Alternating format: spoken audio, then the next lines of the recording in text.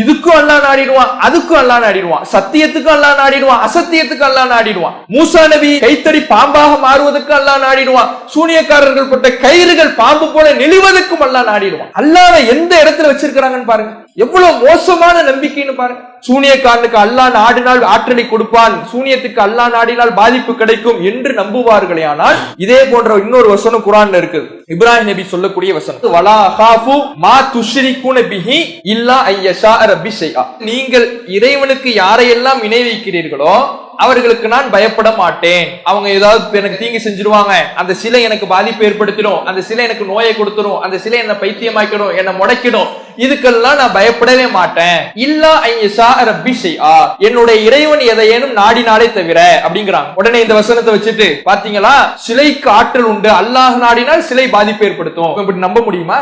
அல்லாஹ் நாடி எனக்கு ஏதாவது ஒரு பாதிப்பு வரும், அது இந்த சிலையால வந்தது கிடையாது, அது இந்த சூனியத்தால வந்தது கிடையாது, அது நீங்கள் நம்பக்கூடிய இணை வைப்பு நம்பிக்கையால் வந்தது கிடையாது. இப்படிதானே அந்த விசாரத்தை நம்புவோம். இந்த வமாஹும் பில் ஆரின பிஹி மின் அஹதின் இல்லா பிஇذنில்லாஹ், அல்லாஹ்வுடைய அனுமதியை கொண்டே தவிர அதன் மூலம் அவர்களால் எந்த பாதிப்பையும் ஏற்படுத்த முடியாது என்ற வசனத்துக்கு சூனியம் என்று தவறான ஒரு மொழிபெயர்ப்பை கொடுத்து அந்த சூனியத்தின் மூலமாக அல்லாஹ் நாடினால் பாதிப்பை ஏற்படுத்த முடியும் என்று சொல்வீர்கள் என்றால், அல்லாஹ் நாடினால் சிலைக்கும் பாதிப்பு ஏற்படுத்துகிற ஆற்றல் இருக்குன்னு இந்த வசனத்தை வச்சு சொல்லணும். அப்படி சொல்லுவாங்களா? அஸ்ஸலாமு அலைக்கும் வரஹ்மத்துல்லாஹி வபரகாத்துஹு.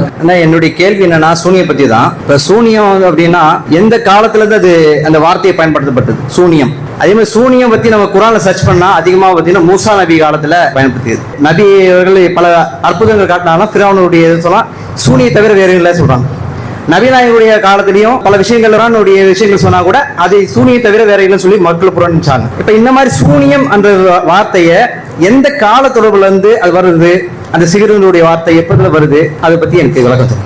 சகோதரர் இந்த சூனியம் அப்படிங்கிற அந்த வார்த்தை சம்பந்தமாகவும் அது எப்படியெல்லாம் புழங்கப்படுது, எந்த காலத்திலிருந்து வருது அப்படிங்கிறத கேட்டிருக்கிறாங்க. இப்ப இந்த கேள்வியில நம்ம சூனியம் தொடர்பாக விரிவாகவே என்ன செய்யலாம் பார்க்கலாம். சூனியம் என்பது ஒன்றும் இல்லாததுக்குத்தான் சூனியம் என்பது சொல்லப்படும். ஒன்றுமே இல்லை அப்படிங்கிறதுக்கு என்ன சொல்லப்படும்? சூனியம் அப்படின்னு சொல்லப்படும். நீங்க ரயில்வே ஸ்டேஷனுக்கு போனீங்கன்னு வைங்களேன், ட்ரெயின் நம்பர் அறிவிப்பு பண்ணும் பொழுது 0ன்னு வரும் பொழுது சூனியம் அப்படின்னு அறிவு பண்ணுவாங்க. அப்ப ஒன்றும் இல்லாததற்குத்தான் சூனியம் என்று சொல்லப்படும். இது மொழி வழக்குல ஃபர்ஸ்ட் பாத்துக்குவோம், சரியா? மொழி வழக்குல சூனியம் என்றால் ஒன்றும் இல்லை அப்படிங்கிறதுக்கு தான் சொல்லப்படும். அல்லாஹ் இதே அர்த்தத்திலே குர்ஆனிலே பதிவு செஞ்சிருக்கான். இதே அர்த்தத்துல குர்ஆன்ல பதிவு செஞ்சிருக்கிறான். நரகவாதிகள் நரகத்துக்கு கொண்டு வந்து நிறுத்தப்படும் பொழுது அவங்க உலகத்துல வாழும் பொழுது மறுமையில இருக்கக்கூடிய சொர்க்க நரகத்தை எல்லாம் மறுத்துக்கிட்டு இருந்தாங்க. நபிமார்கள் அற்புதம் கொண்டு வரும் பொழுது அத ஒண்ணு இல்லைன்னு சொல்லிக்கிட்டு இருந்தாங்க. குர்ஆனை கொண்டு வந்து காட்டும் பொழுது ஒண்ணு இல்லைன்னு சொல்லிக்கிட்டு இருந்தாங்க. இவங்கள்ட்ட நரகத்தை அல்லாஹ் காட்டி, அப்ப சிஹருன் ஹாதா, இது ஒண்ணு இல்லாததா, இது என்ன பொய்யா அப்படின்னு கேட்கிறான். அப்ப பொய்யா என்கின்ற அர்த்தத்துல, ஒண்ணும் இல்லையா என்ற அர்த்தத்துல எந்த வார்த்தையை எல்லாம் பயன்படுத்துறான்? சிஹரு, சூனியம் அப்படிங்கிற வார்த்தையை பயன்படுத்துறான். அப்ப சூனியம் என்றால் ஒன்றும் இல்லாததற்கு, போலிக்கு, பொய்யுக்கு தான் என்ன செய்யப்படும்? இந்த சிஹரு என்கின்ற வார்த்தை பயன்படுத்தப்படும். ஆனா இப்ப இந்த சூனியம் என்கின்ற வார்த்தை எப்படி நம்புறாங்க அப்படின்னா, ஒரு சூனியக்காரன் என்பவன் இன்னொரு மனிதனுக்கு எந்த தொடர்பும் இல்லாமல் பாதிப்பை ஏற்படுத்துவதற்குத்தான் சூனியம் என்கின்ற ஒரு கலையாக அதை என்ன செய்யறாங்க? மக்களிடத்துல அறிமுகம் செய்யறாங்க. இந்த சூனியம் தொடர்பாக குர்ஆன்ல ஏராளமான வசனங்கள்ல பேசப்படுகிறது. அதுல மிக முக்கியமான ஒரு வசனம் என்றால் சூரத்துல் பக்கராவுல இடம்பெறக்கூடிய 2வது அத்தியாயம் 102வது வசனம். அதுல அல்லாஹ் பேசுகின்ற பொழுது, வத்தபஉ மா தத்லு ஷயாத்தீன், ஷைத்தான்கள் அலா முல்கி சுலைமான், சுலைமானுடைய ஆட்சி காலத்தில் ஷைத்தான்கள் ஓதியதை அவர்கள் பின்பற்றினார்கள். வமா கஃபர சுலைமான், சுலைமான் காஃபிராகவில்லை. வலாக்கின்ன ஷயாத்தீன கஃபரு யுஅல்லிமுன அன்னாஸ ஸிஹர வமா உன்ஸில அலல் மலக்கைன் பி பாபில ஹாருத் வ மாருத். ஹாருத் மாருத் என்ற பாபில் நகரத்தில் இருந்த ஷைத்தான்களே மக்களுக்கு சூனியத்தை கற்றுக் கொடுத்து காஃபிரானார்கள். வமா உன்ஸில அலல் மலக்கைன், 2 வானவர்களுக்கு, ஜிப்ரீல் மீகாயிலுக்கு இந்த சூனியம் என்பது அருளப்படவில்லை. அப்ப இது ஒரு பகுதி, இந்த வசனத்தினுடைய இது ஒரு பகுதி. இது முதல்ல பார்ப்போம். சுலைமான் நபி காலத்துல மக்களுக்கு ஹாருத்து மாருத்துங்கிற ஷைத்தான்கள், ஷைத்தான்கள்னா ஜின்னினத்தை சார்ந்த ஷைத்தான்கள் இல்ல, இவங்க யாரு? மனித ஷைத்தான்கள். மனித ஷைத்தான்கள்னா கெட்ட மனிதர்கள். ஏன்னா அல்லாஹ் கெட்ட நம்ம ஏற்கனவே ஆரம்பத்தில் இதுக்கு முந்தைய கேள்வியில பார்த்தோம், கெட்ட மனிதர்களுக்கும் என்னன்னு சொல்லப்படும்? ஷைத்தான்கள் அப்படின்னு சொல்லப்படும். அப்ப இந்த பாபில் நகரத்தில் வாழ்ந்த ஹாருத் மாருத்துங்கிறவங்க தான் மக்களுக்கு என்ன செய்யறாங்க? சூனியத்தை கற்றுக் கொடுத்து காஃபிரானார்கள். இது எப்ப நடக்குது? சுலைமான் நபியினுடைய ஆட்சி காலத்தில் நடந்தது அப்படின்னு குர்ஆன் பேசுது. ஆனா மக்களுடைய நம்பிக்கை என்னவா இருந்துச்சா? ரசூலுல்லாஹ்வுடைய காலத்துல வாழ்ந்த மக்கள் எப்படி நம்பினாங்களா? சுலைமான் நபி தான் சூனியத்தை கற்றுக் கொடுத்தாரு. சுலைமான் நபிக்கு ஜிப்ரீல் அலைஹிஸ்ஸலாமும் மீகாயில் அலைஹிஸ்ஸலாமும் வந்து கற்றுக் கொடுத்தாங்க அப்படின்னு மதீனாவுல இருந்த ரசூலுல்லாஹ்வுடைய காலத்தில் இருந்த யூதர்கள் நம்பிக்கிட்டு இருக்கிறாங்க. சுலைமான் நபியை சூனியக்காரருங்கிறாங்க. சுலைமான் நபிக்கு சூனியத்தை கற்றுக் கொடுத்தது ஜிப்ரீல் மீகாயில்ங்கிறாங்க. இதுக்கு இந்த வசனம் மறுப்பு சொல்லுது, வமா கஃபர சுலைமான், சுலைமான் காஃபிராகல. சூனியம்ங்கிறது காஃபிராகக்கூடிய செயல், குஃப்ரான செயல்.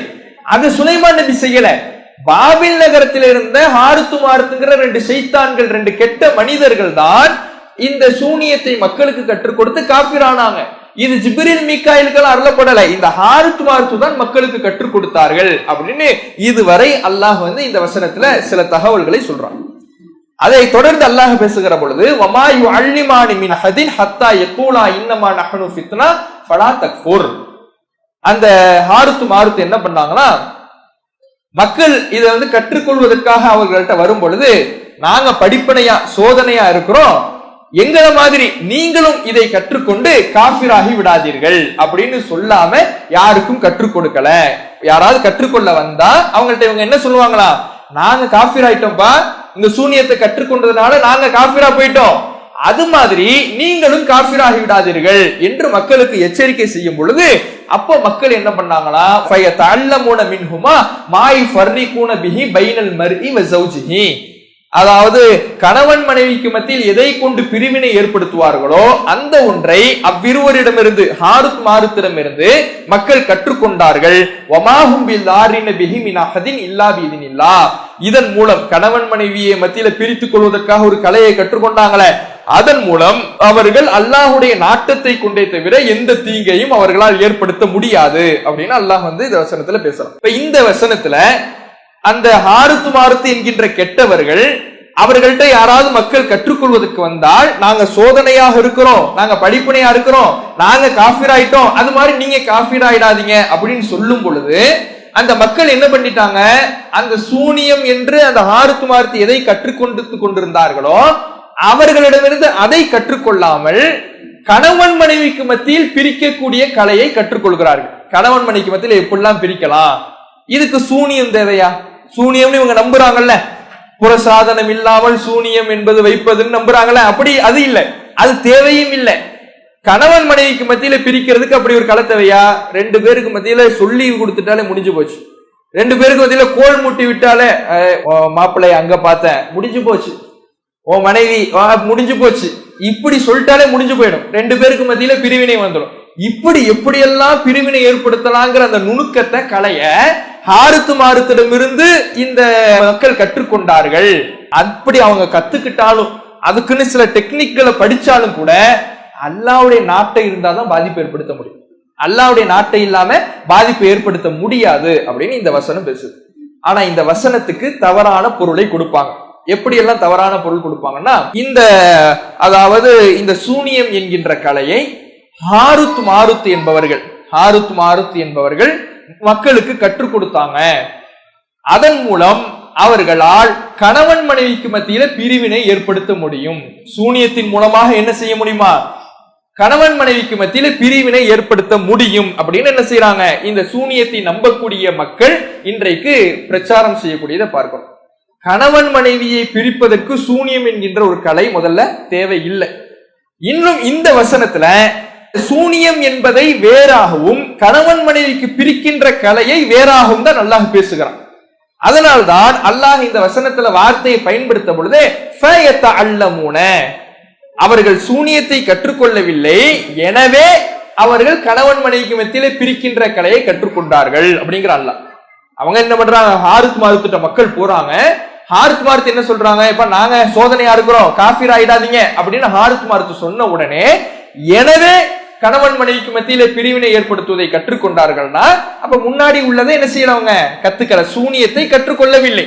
கணவன் மனைவிக்கு மத்தியில் பிரிவினை ஏற்படுத்துவதை மட்டும்தான் கற்றுக்கொண்டார்கள். அதற்கான டெக்னிக்கலை, அதற்கான கலையைத்தான் அவர்கள் கற்றுக்கொண்டார்கள் என்பதை இந்த வசனத்தினுடைய வார்த்தை போங்கிலிருந்து நம்ம என்ன செய்யலாம், அறியலாம். அப்போ இது தமிழ்லயே சாதாரணமாக இருக்கக்கூடிய ஒரு நடையாகத்தான் இருக்குது.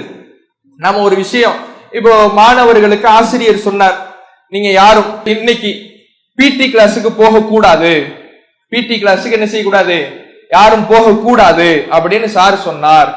எனவே மாணவர்கள் கம்ப்யூட்டர் கிளாஸுக்கு போனாங்க. இப்ப இதுக்கு என்ன அர்த்தம், பிடி கிளாஸுக்கும் போனாங்க கம்ப்யூட்டர் கிளாஸுக்கும் போனாங்கன்னு அர்த்தம் வைப்போமா? ஆசிரியர் சொன்னதுனால, போகக்கூடாதுன்னு சொன்னதுனால அவங்க பிடி கிளாஸுக்கு போகல, எங்க போனாங்க, கம்ப்யூட்டர் கிளாஸுக்கு போனாங்கன்னு எப்படி விளங்குவோமோ அப்படித்தான் இந்த வசனம். அவர்கள் அந்த சூனியத்தை கற்றுக் கொடுக்கவில்லை, நாங்க சோதனையா இருக்கிறோம், காபிராயிடாதீங்கன்னு சொன்னாங்க.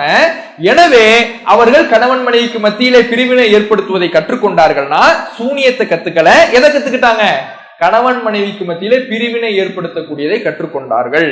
அப்ப இதுதான் இந்த வசனத்தினுடைய பொருளாக இருக்குது. அப்ப இந்த வசனத்துல சூனியத்தை மக்கள் கற்றுக்கொண்டார்கள் என்று பொருள் கொடுப்பதும் தவறானதாக இருக்குது. சூனியத்தின் மூலமாக கணவன் மனைவிக்கு மத்தியிலே பிரிவினை ஏற்படுத்தலாம் என்று நம்புவதும் தவறாக இருக்குது. ஏன்னா சூனியம் வேறு, கணவன் மனைவிக்கு மத்தியிலே பிரிவினை ஏற்படுத்துவது வேறு என்பதாகத்தான் இந்த வசனம் பேசுகிறது. சரி, ஒரு பேச்சுக்கு சூனியத்தின் மூலமாக கணவன் மனைவிக்கு மத்தியிலே பிரிவினை ஏற்படுத்தலாம் என்று நம்பினாலும் அதுவும் ஷிர்க் தானே. ஒரு மனிதன் பேசி கணவன் மனைவிட்ட கோல் மூட்டி பிரிவினை ஏற்படுத்தலாம், அது ஒரு மனிதனால முடியக்கூடிய விஷயம். இவன் கணவன் மனைவியே பார்க்கல, ஒரு சூனியக்காரன் என்ன பண்ணல, கணவன் மனைவியை பார்க்கல, யாரோ ஒரு ஆள் என்ன செய்யுது, இவங்க ரெண்டு பேரையும் பிரிக்கணும்னு சொல்லுது. இப்ப இவன் மந்திரத்தை போடுறான், இந்த மந்திரத்தின் மூலமா ரெண்டு பேரும் பிரிஞ்சிருவாங்க அப்படி நம்பலாமா? அதுவும் ஷிர்க் தானே. கை கால சூனியத்தின் மூலமா முடக்க முடியும்னு நம்புவது எப்படி ஷிர்க்கோ, அதே போலத்தான் கணவன் மனைவிக்கு மத்தியில பிரிவினையை சூனியத்தின் மூலமா ஏற்படுத்தலாம் என்று நம்புவதும் ஷிர்க்கு. இதை நாம் என்ன செய்யணும், இந்த வசனத்தில் புரிந்து கொள்ள வேண்டும்.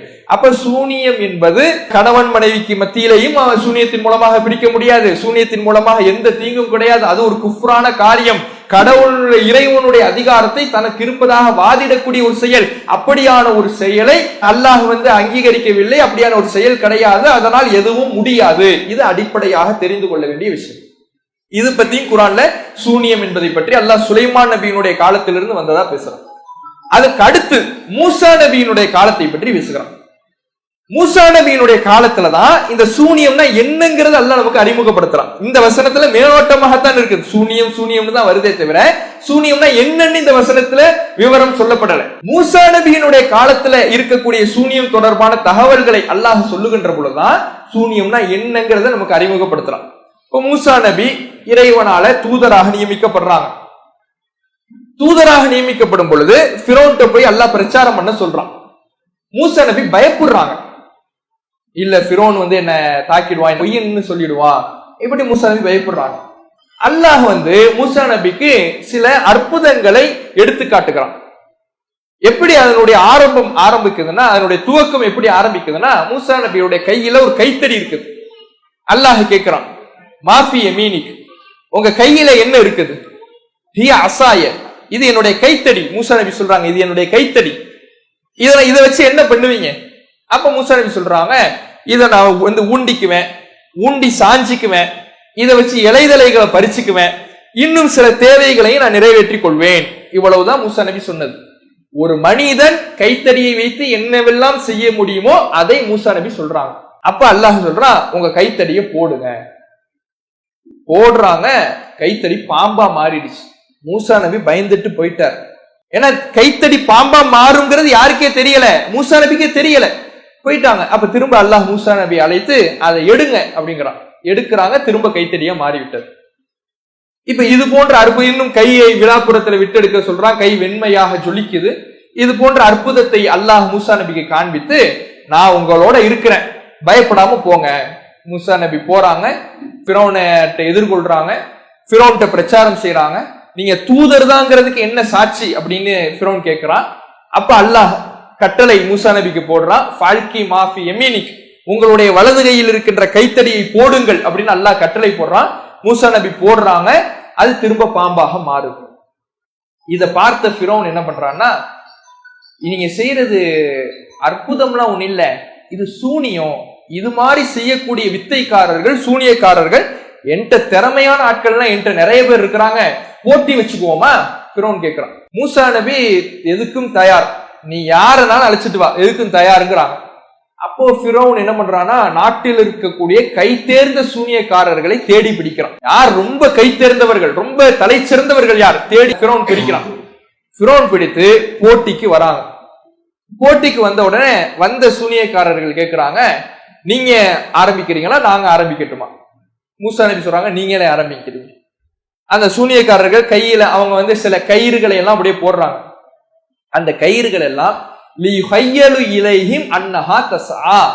அந்த கயிறுகள் பாம்புகள் சீறுவதை போல பொய் தோற்றத்தை ஏற்படுத்தியது, தோற்றம் அளித்தது. அல்லாஹ் சொல்றான், அந்த கயிறுகள் பாம்புகள் நெளிவதை போல சீறுவதை போல தோற்றம் ஏற்படுத்தப்பட்டது. இதை பார்த்த உடனே மூசா நபிக்கு கட்டளை வருது, உங்க கையில இருக்கிறதை இப்ப போடுங்க. மூசா நபியால எப்போதும் கைத்தடிய பாம்பா மாத்த முடியாது, அதையும் நாம தெரிஞ்சுக்கணும். மூசா நபி நினைச்ச நேரத்துல அவங்க கைத்தடிய பாம்பா மாத்தணும்னு முடிஞ்சிருந்தா ஃபிரௌனை பார்த்த உடனே கைத்தறி தூக்கி போட்டிருப்பாங்க. இந்த சூனியக்காரர்களை எதிர்கொண்ட உடனே போட்டிருக்கலாம். ஆனா அல்லாஹ்வுடைய கட்டளை வரணும். ஏன்னா அந்த கைத்தடியை பாம்பாக மாற்றுவது மூசா நபி அல்ல, அல்லாஹ். கைத்தடியை போடுங்கன்னு அல்லாஹ்ட்ட இருந்து எப்ப கட்டளை வருதோ அப்பத்தான் அந்த கைத்தடி பாம்பாக மாறுமே தவிர, மூசா நபி கையிலிருந்து கீழே போடுற நேரத்துல எல்லாம் என்னவாயிடாது, பாம்பாக மாறிவிடாது. அப்போ மூசா நபியாக இருந்தாலும், இறைவனுடைய இறை தூதராக இருந்தாலும், அவர்களால் கூட அவர்கள் விருப்பப்பட்ட நேரத்துல அற்புதத்தை செய்துவிட முடியாது என்பதும் இந்த மூசா நபியினுடைய வரலாறுல இருந்து நமக்கு தெரியும். அப்ப அல்லாஹ் இப்போ சொல்றா, ஃபல்கி மாஃபி எமினிக் போடுறாங்க, கைத்தடி பாம்பாக மாறுது. அந்த உண்மையான பாம்பாக மாறிய கைத்தடி அவர்கள் போட்ட வித்தைகளை எல்லாம் விழுங்கி விடுகிறது. இதுதான் சூனியம்னா என்னங்கிறது நமக்கு தெரியக்கூடிய அற்புதமான இடம். மூசா நபியினுடைய கைத்தடியை அல்லாஹ் பாம்பாக மாற்றிய பொழுது அதை அல்லாஹ் எப்படி அறிமுகப்படுத்துறான், அது உண்மையான பாம்பாக இருந்துச்சுன்னா. அந்த கைத்தடி எப்படி மாறிடுச்சு, உண்மையான பாம்பாகவே மாறிடுச்சுங்கிறான். ஆனா அந்த சூனியக்காரர்கள் வந்தாங்கல்ல, அவங்க போட்ட கயிறுகள் எப்படி மாறியது அல்லாஹ் சொல்றான்,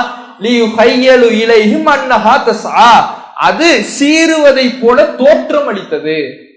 சீறுவதை போல தோற்றம் அளிச்சதுன்னா என்ன அர்த்தம், உண்மையான பாம்பால மாறல. பாம்பு எப்படி நெளியுமோ அது மாதிரி இந்த கயிறுகள் நெளிஞ்சுக்கிட்டு இருந்துச்சு. இன்னைக்கு மேஜிக் ஷோ பாக்குறோம் இல்லையா, மேஜிக் ஷோல தொப்பிலிருந்து புறாவை எடுப்பான், முயல் எடுப்பான். தொப்பிலிருந்து முயல் எடுக்கிறான்னா உண்மையிலேயே அவன் இல்லாததை எடுக்கிறான், ஏற்கனவே செட் பண்ணி வச்சிருப்பான்.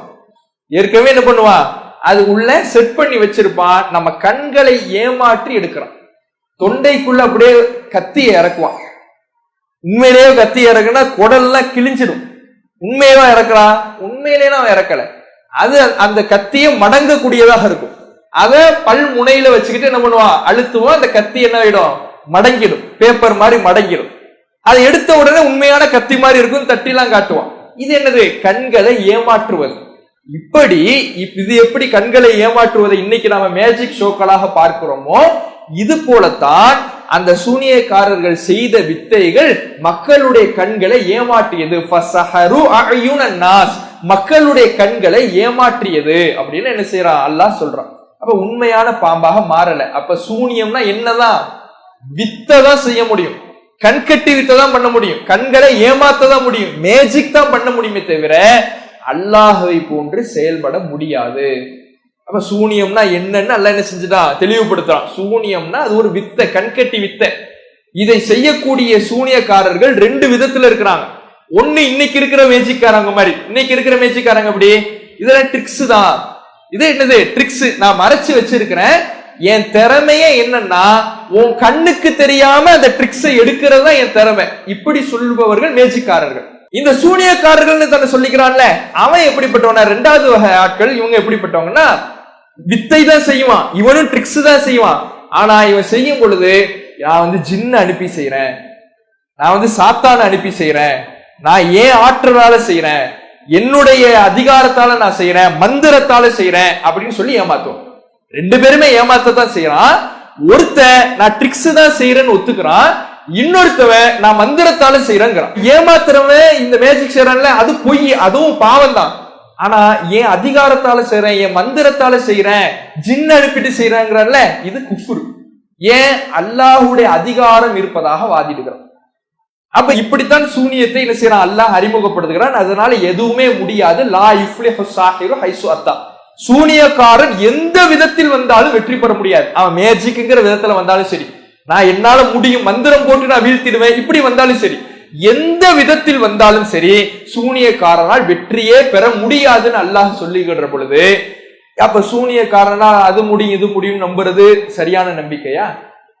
அல்லாஹ் எதை முடியாதுன்னு சொல்றானோ அதை இன்னைக்கு என்ன செய்யறாங்க, சூனியத்தால பாதிப்பு ஏற்படும், அதுக்கு நம்ம ஓதி பார்க்கணும் அப்படின்னு ஒரு பிசினஸாக அதை செய்யக்கூடியதை நாம பார்க்கிறோம். அப்ப சூனியத்தை அல்லாஹ் எப்படி குர்ஆன்ல அறிமுகப்படுத்துறான்னா, அது ஒன்றும் இல்லாதது, அது பூஜ்யம், அது பொய் அப்படின்னு அறிமுகப்படுத்துறான். சுலைமான் நபி காலத்துல வாழ்ந்த ஹாருத் மாருத் என்ற கெட்ட மனிதர்கள் தான் இந்த சூனியத்தை கற்றுக்கொண்டு காஃபிரானார்கள் என்று அறிமுகப்படுத்துகிறான். அந்த ஹாருத் மாருத்திடமிருந்து மக்கள் சூனியத்தை கற்றுக்கொள்ளவில்லை, கணவன் மனைவிக்கு மத்தியில் பிரிக்கின்ற கலையைத்தான் கற்றுக்கொண்டார்கள். மூசா நபியுடைய காலத்தில் வாழ்ந்த சூனியக்காரர்கள் கயிறுகளை பாம்புகளை போன்ற பொய் தோற்றத்தை தான் ஏற்படுத்த முடிந்தது. அவர்கள் அதுதான் அந்த சூனியத்தால் முடியும், சூனியக்காரன் எப்படி வந்தாலும் வெற்றி பெற முடியாது, சூனியத்தினால் பொய் தோற்றம் மட்டும்தான் ஏற்படுத்த முடியும் என்று அல்லாஹ் சொல்கிறான். அப்ப சூனியம் என்றாலே அது ஒரு பொய் தோற்றம், மாய தோற்றம் தானே தவிர மந்திரத்தால் செய்யவே முடியாது. அப்படியாக எந்த ஆற்றலும் மனிதனுக்கு வழங்கப்படவில்லை. இதை நாம அடிப்படையாக தெரிந்து கொள்ள வேண்டும். இதுல கூடுதலாக தெரிந்து கொள்ள வேண்டிய விஷயம் என்னன்னா, நம்ம ஆரம்பத்துல ஒரு வசனம் சொன்னோம், 2வது அத்தியாயம் 102வது வசனம். அதுல அல்லாஹ் சொல்லக்கூடிய ஒரு வார்த்தை, வமாஹும் பிதாரின பிஹி மின் அஹதின் இல்லா பிஇذனில்லாஹ். அதன் மூலம் எந்த ஒருவருக்கும் அல்லாஹுடைய நாட்டத்தை கொண்டே தவிர அவர்களால் தீங்கிழைக்க முடியாது அப்படின்னு அல்லாஹ் சொல்றான். இது எதை பத்தி பேசுது? அதன் மூலம் தீங்கிழைக்க முடியாதுன்னா, கணவன் மனைவிக்கு மத்தியில பிரிவினை ஏற்படுத்துற கலையை கத்துக்கிட்டாங்களே, அதை பற்றி இந்த வார்த்தை பேசுது. ஆனா சூனியத்தை நம்புறாங்கல்ல, சூனியத்தை கொள்கையாக வச்சிருக்கிறாங்கல்ல, அவர்கள் என்ன சொல்லுவாங்கன்னா, இது சூனியத்தை பற்றி பேசுது, சூனியத்தினால சூனியக்காரனால பாதிப்பு ஏற்படுத்த முடியாது, ஆனால் அல்லாஹ் நாடினால் பாதிப்பு ஏற்படுத்த முடியும். அல்லாஹ் நாடினால் சூனியக்காரனால் பாதிப்பு ஏற்படுத்த முடியும் என்று என்ன செய்வாங்க, இந்த வசனத்தினுடைய இந்த வார்த்தையை வைத்து சொல்லுவாங்க. இதை பற்றி நாம தெளிவாக தெரிந்து கொள்ளணும். ஏன்னா இதை வைத்துதான் மக்களை குழப்புவாங்க. அல்லாஹ் நாடினால் சூனியக்காரனால் பாதிப்பு ஏற்படுத்த முடியும்னு தான் நாங்க சொல்றேனே தவிர சூனியக்காரனுக்கே அந்த ஆற்றல் இருக்குதுன்னு நாங்க சொல்லல அப்படின்னு என்ன பண்ணுவாங்க, சொல்லுவாங்க. அப்ப இந்த வசனத்துல அந்த பொருள் இருக்குதா? முதல்ல இந்த வசனத்துல இந்த அதன் மூலம் பாதிப்பை ஏற்படுத்த முடியாது என்று வரக்கூடிய இந்த வார்த்தை கணவன் மனைவிக்கு மத்தியில் பிரிவினை ஏற்படுத்துவதை பற்றி தான் பேசுகிறதே தவிர சூனியத்தை பற்றி பேசவில்லை. இதை நம்ம ஆரம்பத்திலேயே விளக்கிட்டோம். சரி, ஒரு பேச்சுக்கு அவங்க சூனியம்னு சொல்றாங்கல்ல, அப்படியான ஒரு நிலையை அல்லாஹ் நாடுவானா? அதையும் நம்ம தெரிஞ்சுக்கணும். சூனியக்காரனுக்கு அவன் பாதிப்பை ஏற்படுத்துவதற்கு அல்லாஹ் நாடுவானா என்பதை நாம தெரிந்து கொள்ள வேண்டும். ஏன்னா அல்லாஹ் நாடுனா பாதிப்பை ஏற்படுத்த முடியும், சூனியத்தால பாதிப்பை ஏற்படுத்த முடியும் அப்படின்னு நம்புறதா இருந்தா இந்த வார்த்தையை எதுக்குனாலும் சொல்லிடலாம். அல்லாஹ் நாடுனா சிலை பேசும், அல்லாஹ் நாடினால் கபரில் இருக்கக்கூடியவர் பேசுவார், அல்லாஹ் நாடினால் அந்த மரம் கேட்கும், எதுனாலும் சொல்லிடலாம் தானே. அல்லாஹ் நாடினான்கிற வார்த்தையை அல்லாஹ் எப்படி பயன்படுத்துறான்? அல்லாஹ் நாடினாலே தவிர சூனியத்தின் மூலம் பாதிப்பை ஏற்படுத்த முடியாது என்று அல்லாஹ் இந்த வசனத்துல பயன்படுத்துறானா? இது கணவன் மனைவியை பத்தி பேசக்கூடிய வசனம். அல்லாஹ் முதலில் இந்த சூனியத்துக்கு நாடுவானா? அற்புதத்தை பற்றி அல்லாஹ் பேசும் பொழுது, இந்த மூசா நபி செஞ்சாங்கள அற்புதம், அதை பற்றி பேசும் பொழுது எந்த தூதரும் இறைவனுடைய நாட்டத்தை கொண்டே தவிர அற்புதத்தை கொண்டு வர முடியாதுன்னு குர்ஆன் வசனம் பேசுது. எந்த தூதரும் இறைவனுடைய நாட்டத்தை கொண்டே தவிர அற்புதத்தை கொண்டு வர முடியாதுன்னா அதுக்கு என்ன அர்த்தம்? மூசா நபி நினைக்கிற நேரத்துல எல்லாம் அல்லாஹ் நாடுவான்னு அர்த்தம் கிடையாது. மூசா நபி எப்ப எல்லாம் கைத்தடிய பாம்பா மாத்த நினைக்கிறாரோ அப்ப எல்லாம் அல்லாஹ் நாடுவான் அப்படிங்கிறது பொருள் கிடையாது. அதுக்கு என்ன அர்த்தம்னா, அல்லாஹுடைய கட்டளை எப்ப வருகிறதோ மூசா நபிக்கு அப்ப மட்டும்தான் அந்த கைத்தடி பாம்பா மாறும். மூசா நபி நினைச்ச நேரத்துல எல்லாம் மாறாது, மூசா நபியுடைய கையிலிருந்து விழுற நேரத்துல எல்லாம் மாறாது. மூசா நபிக்கு அல்லாஹ் கட்டளை போடுவான். என்ன கட்டளை போடுவான்? கைத்தடியை கீழே போடுங்க. அது எந்த நேரத்துல அந்த கட்டளை வரும், எந்த நேரத்துல கைத்தடி பாம்பா மாறும், எந்த நேரத்துல இறைவன் இந்த கட்டளை நமக்கு கொடுப்பான், இது எதுவுமே மூசா நபிக்கு தெரியாது. கட்டளை எப்ப வருதோ அந்த கட்டளையை செய்யறது மட்டும்தான் மூசா நபியினுடைய வேலை. கைத்தடியே போடுவார். அதை பாம்பாக மாற்றுகிற ஆற்றல் அல்லாஹுக்கு இருக்கு. ஆனா இவங்க எப்படி நம்புறாங்க தெரியுமா சூனியத்தை? இப்படி நம்பல. சூனியத்தை எப்படி நம்புறாங்கன்னா, சூனியக்காரன் முடிவு செஞ்சிருவானா. அவன் என்ன பண்ணிடுவானா, லிஸ்ட் கொடுக்கறான்ல, கை காலை முடக்குவேன், குடும்பத்தை பிரிப்பேன், அதே போல வியாபாரத்தை இல்லாமலாக்குவேன், இப்படி லிஸ்ட் வச்சிருக்கிறான்ல, இதுல என்ன வேணும்னு அவன் முடிவு செஞ்சு அவன் நாடுவானா, அவனுக்கு தகுந்த மாதிரி அல்லாஹ் அனுமதி கொடுப்பானா. இப்ப யாரு மேல யாரு கீழே நம்புறாங்க?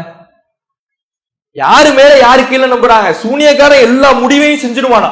இவனுக்கு கை கால் முடங்க வேண்டும் சூனியக்காரன் நினைச்சிடுவானா, அல்லாஹ் இவனுக்கு அனுமதி கொடுப்பானா. எவ்வளவு பெரிய மோசமான நம்பிக்கை!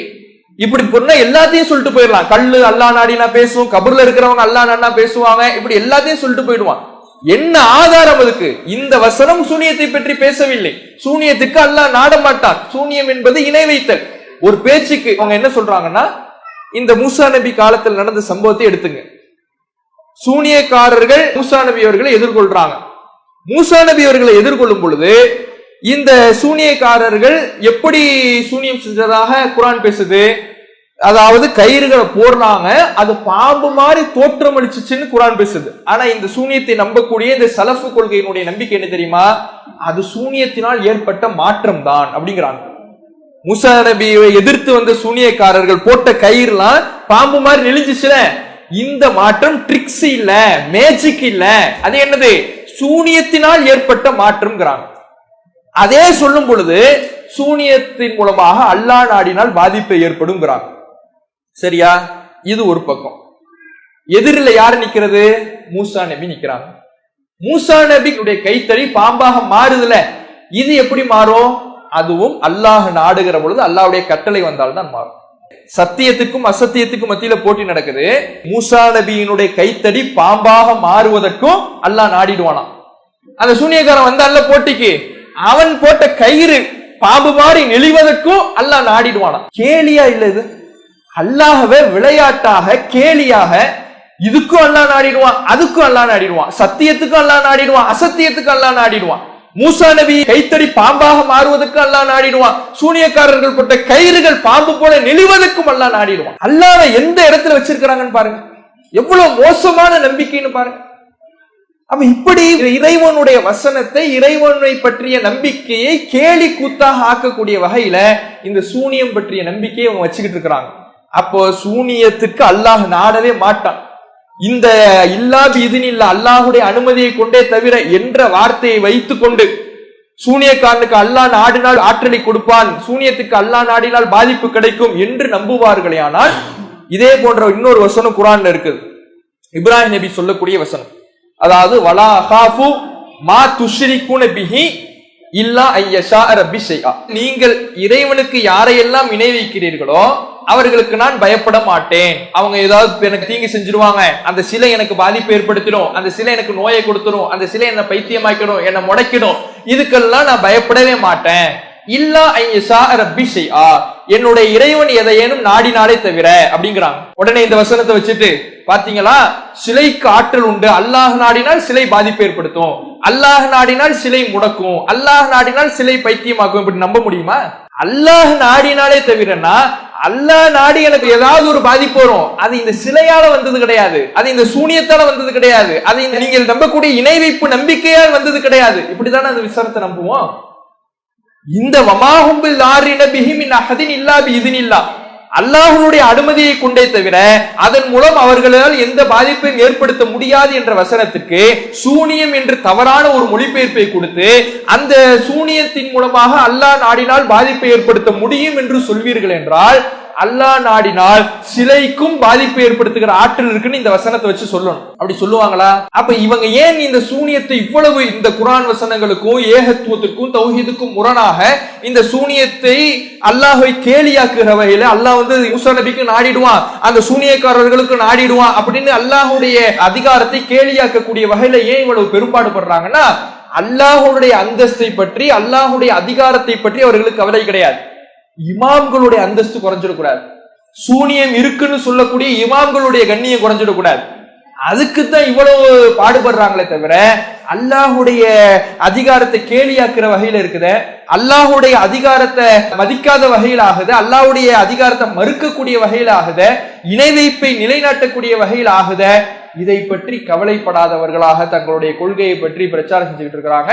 அதனால இந்த சூனியம்ங்கிறது ஒன்றும் இல்லாததாக, மேஜிக்காக, வித்தையாக, ட்ரிக்ஸ் உள்ளதாகத்தான் அல்லாஹ் அறிமுகப்படுத்துகிறானே தவிர இந்த சூனியத்தின் மூலமாக எந்த பாதிப்பும் கிடையாது, அதற்கு அல்லாஹும் நாட மாட்டான் என்பதை நம்ம தெளிவாக புரிந்து கொள்ள வேண்டும். அல்லாஹு அக்பர், அல்லாஹு அக்பர்.